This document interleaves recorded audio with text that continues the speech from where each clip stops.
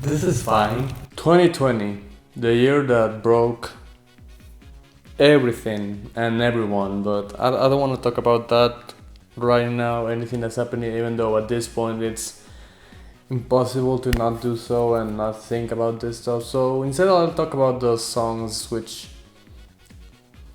overall shouldn't really matter, to be honest, at this point. But what can you do? That was my career choice. I could have been a let's player, I could have been a podcaster. I tried to be a podcaster, but it didn't work. Don't start podcasts, kids.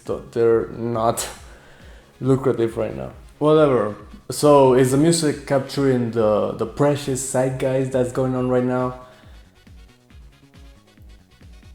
Yes and no. I don't wanna fall asleep, I don't wanna pass away. It reminds me of the last election year in some ways. There are some songs and albums that are trying to capture the despair that everyone is experiencing right now, or just incidentally happen to do so. The difference is that now there are some that are either putting a hopeful spin to it or giving it a happy coat of paint, so it isn't as miserable as 2016 was. In fact, I'd say that this has been a pretty good year for hit songs, maybe even better than 2017 or 2015. This was probably the easiest to like top 20 that I've ever had the pleasure to rank. Pretty much every song, like 80% of this list, is really good in such an obvious way. The songs just sound good. They made the songs good, you know what I mean? Music's good. These past 3 months have been so hectic and volatile for the charts because music seems to matter less and less. Radio has no clue what it's doing. Streams are declining, no one is buying songs. It's gotten to the point that in between my spring and summer rankings, there have been 4 songs that hit number 1 and already left the top 20, although I'm gonna talk about one of them because it was the only one that kind of mattered. The other 3 I couldn't care less about right now, honestly. Speaking of songs I don't have to talk about, I was gonna keep implementing my rule of being able to skip songs that were already in 2 previous seasonal rankings to not be redundant instead of replacing them with the next entries on the Hot 100. In this case I would have skipped talking about the box and circles and picked something below the top 20, but yeah, no, the box and circles are fine by me. The more good songs the merrier, not that we really needed them because there's only one entry here that I really hate. My last made me feel like I would never try again. Okay, so isn't TikTok supposed to be like this magical place where there's a lot of fun? Why does it produce so many unlikable hits like this one? Like, this is depressing, moody, but not intentionally, at least not like for anything. Just nothing. It doesn't evoke any emotion besides disgust, but disgust at the expense of the listener, not disgust that someone could relate to. Is this what love sounds like to most of the Gen Z? An unfinished, useful ripoff with no personality and no joy? I feel dirty just listening to this. Everything about it feels wrong. Music in 2020 definitely has its strong points, but it has been a pretty bad year for white guys making rap adjacent songs, and of course this had a similar trajectory as the last one we got, Hot Girl Bummer, slowly crawling into the top 20 after months of the radio not catching up to its massive streaming. And of course this also had a Blackbird remix. Yeah, just wonderful, just Picture perfect, you don't need no filter. I don't get why this has stuck around for so long at this point, considering how the first single he released tanked horribly. But hey, at least it's bubbly and mildly fun. Yeah, the lyrics are You're my rock, my Colorado. idiotic as hell, but after the previous song on this list, I'll take what I can get. First turn nigga from the hood, they curious. 4 and cars about 5 and jury. I'm gonna talk about Lil Baby more in detail later, but first I have to clarify that unlike most, I don't really hate him anymore. He's just an acquired taste. Trip to Heart was really good. Close Friends was pretty decent. His lead single Whoa straight up has a shot of making my best list, I am not joking. This one honestly I don't dig so much though, which is a shame because it has some elements I really like how it tries to aim for a more darker atmosphere, but in service of what, really? more luxury bragging, that just makes it less fun. And also like how Lil Baby and 42 Dog keep trading lines in the hook. That shows a lot of chemistry and playfulness, but both have way too similar voices for it to stick the landing. I'm rocking with the lion. Yeah, I'm rocking with the brave. Hell, somehow 42 Dog slurs his voice even more. Speaking of the hook, well, I won't deny its catchiness, it's pretty catchy. For me, it just doesn't connect, particularly in that last line. Yeah, we pay. Yeah, we pay. People love this part, good for them, but in my opinion it's a very cop-out way to end the hook. I don't know. Yeah. When the bones are good, the rest don't matter. It's still a fine song. I'm happy it's still been successful considering it's a semi-traditional country track performed solo by a woman, which had been pretty rare in the past years. So nice stuff. It's still a fine song. I'm happy it's still been successful considering it's a semi-traditional country track performed solo by a woman, which had been pretty rare in the past years. So nice stuff. Also, the YouTube version of the song has some horrible audio quality, so yeah, that you gotta keep that in mind. My god, I don't know what they did to the song in YouTube, it sounds terrible there. What a weird trap song turned into a weird dance song. The original is haunting, slow, and Say John has this weird tone in his voice, it's very perplexing.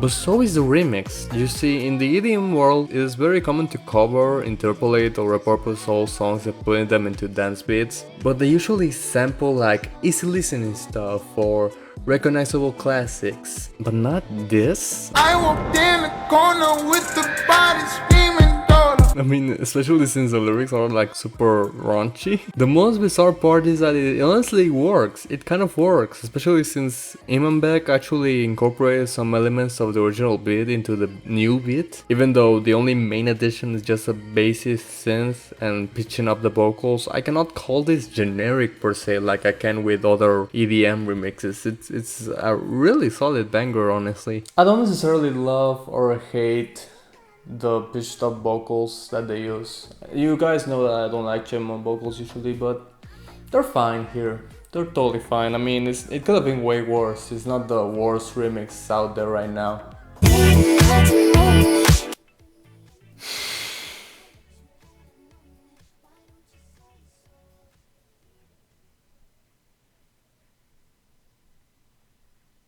I am the dinner screen. As Miss Ellen. Every time I take a break, the game be so boring. It's not even a bad song. Like, why does there have to be so much baggage attached to this song? Airplanes before quarantine had less baggage than this song. The abuser slash rapist slash devil producer on the beat, the maybe racist and or homophobic singer slash rapper, the whole Nicki Minaj remix situation, just a mess. What a huge mess. I cannot think about this song in a positive light. It's like a huge stink is around it now. Like, it's not even a bad song again. All of that controversy, all that, for what?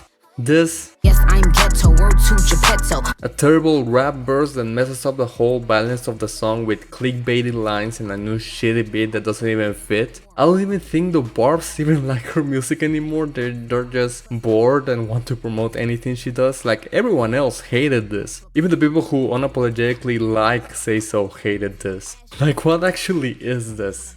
Used to be bite, but now I'm just hetero. Yes, Queen, this is what we need. More irrelevant pop culture references and lyrics that are just kind of offensive for the sake of being offensive and controversial. Used to be bad, but now I'm just hetero. Like what? Why would you say that? Who cares? Who cares? Honestly, it's not even worth being angry about. It's not even funny either. It's just sad. Pretty damn sad. I'm not even gonna touch the 6ix9ine thing either. Like, the song is already way gone, and it's probably gonna be number one on my worst list just because it's totally useless. So yeah, I don't know what the hell Nicki Minaj is doing at this point. She's just. Ladies, gentlemen, non-binary folk, I am happy to announce that pop music has been saved yet again. Bravo! Don't you fret! Don't you fret! You don't have to deal with those annoying trap mumble rappers anymore. Pop music has been saved yet again by Lady Gaga. USA! USA! First I'll talk about this song on its own. It's pretty solid, I like it, but I don't know, there aren't any surprises. It's what I expected when I heard there was gonna be a collaboration between Lady Gaga and Ariana Grande. Not any better, not any worse. Ariana and Gaga don't really have any chemistry. The latter doesn't really bring anything to this song. I honestly liked it more if it was just one of them singing, but not both. In the hook, Ariana sounds so bored.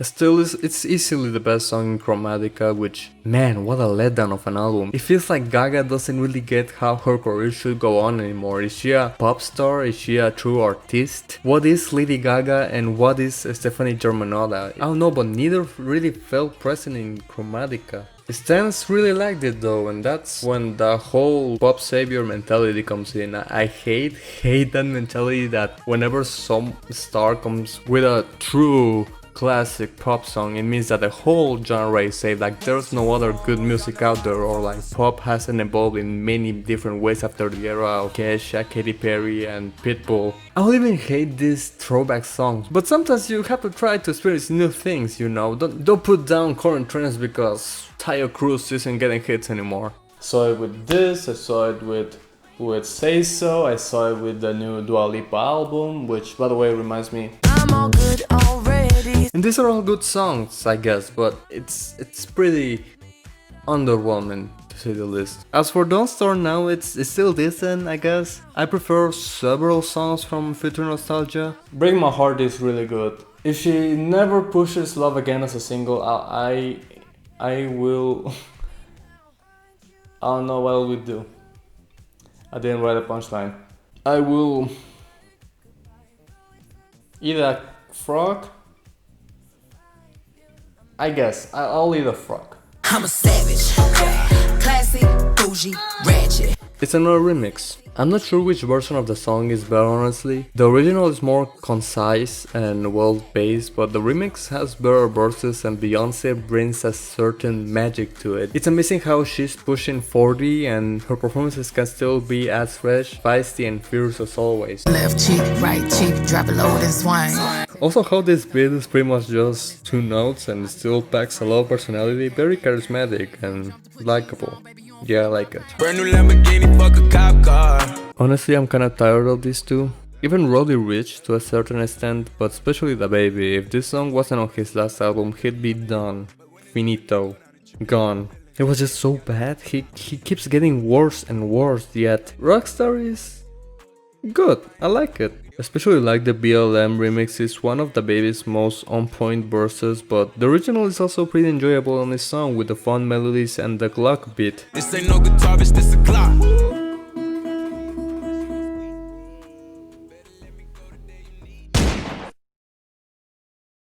Trade my 4x4 for GC3, ain't no more free Steve. I'll be frank, I have mixed feelings on the reception of this song, and contrary to what you might think, they have nothing to do with politics, racism or human rights. The bigger the picture has been received overwhelmingly great. People love it, and that's totally fine, I agree with them. I think it's a really good song, I have no problem with them liking this song, but I don't know, something still bugs me. Especially because I have this little theory, the less you respect Lil Baby as an artist, the more impressed you were by this song. And in my opinion that kind of sucks. Again, I don't hate Lil Baby, he has worse songs than this, he has better songs than this, but it's something that still kind of irks me a little bit. Like, people are acting like this is his only good song, his first good song, otherwise he is good for nothing, and that kind of sucks. Again, because I don't hate Lil Baby, I don't know. Either way, the bigger picture is that we really need right now. We really need a rapper who's having as great of a year as this one to devote his time into dropping these mostly great bars where he tackles the whole situation around these protests and police brutality, especially from his perspective. Too many mothers just grieving, they killing us for no reason. It honestly feels more earnest for someone who just blew up recently, didn't have as much time in the limelight, so everything is still like fresh in his memory, his whole childhood he had to go through, the multiple arrests he went through. Yeah, it's more earnest for someone like that to make a song about Black Lives Matter. So yeah, these last 3 songs feel very important right now. Savage being a song about black female empowerment. ROCKSTAR also being an empowering song which was turned into a BLM anthem. And the bigger the picture being a BLM anthem from the start. And of course the best way to follow these culturally relevant songs about the black experience is with a white guy, Tusi Slide, and the guy who was destroyed by DaBaby and Megan Thee Stallion in the cypher like a year ago. You know, the I feel like a man guy, you remember him, right? Black leather glove, no sequins. I am trash. I am human trash. I don't do anything productive at all. I don't contribute anything to society. I can't make any friends. My sleep schedule is all out of whack. And worst of all, I really like Tusi Slide by Drake. Don't you wanna dance with me? No. I bet you have some questions. Is the song actually half-assed and bad? Yes. Is Drake trend chasing? Yes. Are the dance moves even good? No. Are you ashamed? I guess. Then why did you like it? Do you even have to ask? It's the beat and the flows. It's always the beat and the flows. Who cares about lyrics? Who cares about integrity? It's just the beat and the flows are so good. But aren't they generic? I guess. Oh no man, it's just so soothing and easy listening that you can tune out the lyrics and it honestly just sounds beautiful. I love that synth. I could just put this on, lay down on the couch and feel transported. I really like it. It's the epitome of the quarantine, the type of apathy that I like. Not trying too hard. It's the song we deserve, like Roses, Don't Start Now, Say So, those make little sense as hits right now. Who actually wants to dance right now? Tusi Slide is just where it's at. If I smoked weed, I'd probably smoked weed to this song. I think that's a good indicator that I haven't smoked weed in my life or done any drugs in my life, but yeah, I like it. But just to be clear, it's bad. It's pretty bad, I think. Like, its objective is to be a trendy dance song and it's just not. I don't know what you make a dance song sound like this. The hook is awful. I could get you the passion. It ends with Drake asking who's bad in a falsetto. And I just now realized that that's supposed to be an extension to the Michael Jackson reference in the hook. I could dance like Michael Jackson. It doesn't really make sense otherwise. Also, comparing yourself to Michael Jackson in 2020. What an idiot. What is wrong with me? What is wrong with him? What is wrong with anyone? Everything's wrong. We're all gonna die. This one is ridiculously good. Gets better with every listen. It's like the summer anthem for those pool parties we're never gonna have. And that's a goddamn shame. What's poppin'? If there's a bigger guilty pleasure than Tusi Slide on this list, it would be this. And most people actually like this one. I really like it too. But why? Or better yet, why not? Beat's incredible. I love the piano. Flows are on point, the lyric is great, he has more charisma in just one song than Jeezy has had in his whole career. So what's wrong? Or what's poppin', if you will? No. So let me begin by saying that being a part-time amateur pop music reviewer is probably the lamest thing I could be doing on YouTube right now. So I have no place to say someone is uncool, but I mean,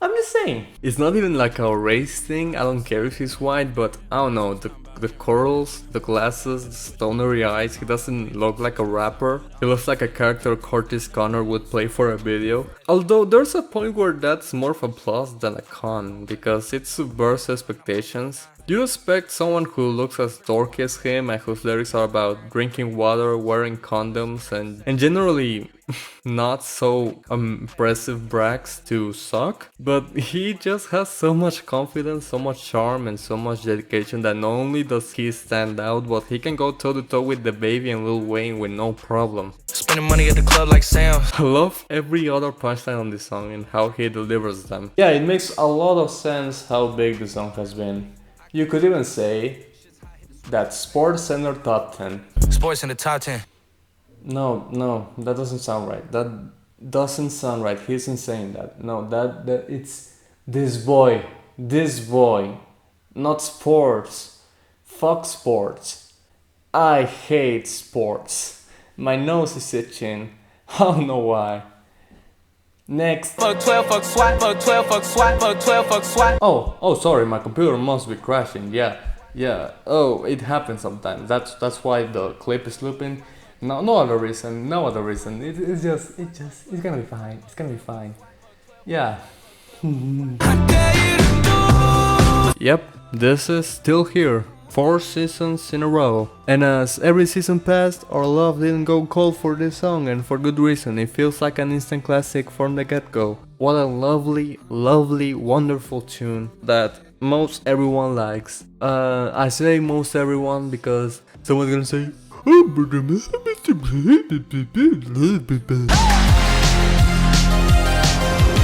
again, what an adrenaline rush. It's such a perfect song, great for every occasion. You can listen to it while driving, while exercising, or even at the club. And it still kicks so much ass. My only negative, and it's not even because of the song itself, but After Hours was such a good album, and it'd be a shame if this is the only hit from the album, this and Heartless. It'd be a shame that this doesn't get a follow-up hit, because In Your Eyes already seems like it's on its way out, even though it sounds like a smash. Honestly, I don't know why it hasn't gone. I know it's because we're in the streaming era where every song on the album is available on day one, so it's kind of hard to revive interest for them months later. Again, you have all these horses coming out the same gate at the same time, so only one will come out on top, even if the album is amazing. But it's not impossible though. I mean, Harry Styles released a fantastic single last December that has been ultra successful throughout the whole year. Yet just recently he could make the follow-up single just as big and maybe even better. Watermelon sugar, strawberries. Ooh, yes. He's got that yummy yum. Harry Styles is such a treasure, man. He's grown to be such a defined artist, and Fine Line is such a perfect album. So many good songs here. None of the singles so far are the best track. It's that good. The fact that this blew up immediately after the music video, man. I think it was Payola or something like that, or whatever, but who cares, it's so great, so eh. For the record, I wasn't really kidding, this is virtually as stupid as Yummy lyrically. I mean, watermelon sugar high, watermelon sugar high, watermelon sugar high, watermelon sugar. It's not a hook. The way I Adore You was euphoric and whimsical, even though the lyrics were desperate. Yeah, it's the same way this is more sensual and hot, even though the lyrics are just fruit is sex. It's like strawberries. As the saying goes, I want more berries, and berries are good songs. I improvised most of the script. This is not a script. So I will move on to the outro that I already recorded the other day. Anyways, here's the score. It's really damn good, so I'll leave it at that. I'm RGS. I RG love you. Have a nice day. Black Lives Matter. And please, if you go outside, wear a fucking mask for fuck's sake. Yeah. Goodbye. Watermelon sugar. Dark hair bitch, and she looked like she go. She do. Fine as hell. I had a lot of cartoon characters that used to get me sexually aroused as a kid. She was one of them. The female reindeer from the Rudolph claymation series. When I was in preschool, I used to be bricked up watching that shit. And then that fine ass fish from Shark Tale. Fine as hell.